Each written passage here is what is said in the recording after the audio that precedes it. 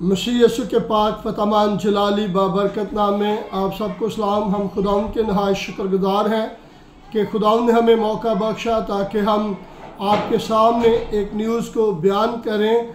और आज हमारे सामने पाकिस्तान की न्यूज़ का जो पाकिस्तान की 76 साल तारीख़ का ये पहला वाक़या है कि पाकिस्तान में एक क्रिश्चियन ख़तून ब्रिगेडियर जनरल बनी है और उसका इसमें ग्रामी जो है डॉक्टर हेलन मैरी रॉबर्ट है।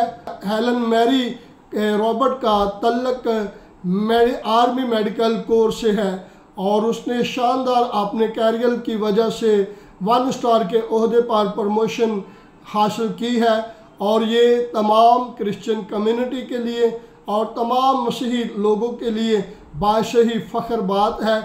और हम क्रिश्चियन जितनी कौम है डॉक्टर हेलन मैरी रॉबर्ट के लिए और उनकी फैमिली के लिए खुदा के हजूर दुआ करते हैं और करते रहेंगे। खुदा आपको और ऐसे और बहुत सारे नौजवान बेटे बेटियों को खुदा मुल्क पाकिस्तान में और मसीहियों के वक़ार को बढ़ाने के लिए वफ़ादाराना और अच्छे ओहदों पे फायज करे। खुदा आप सबको बरकत दे। Thank you. God bless you.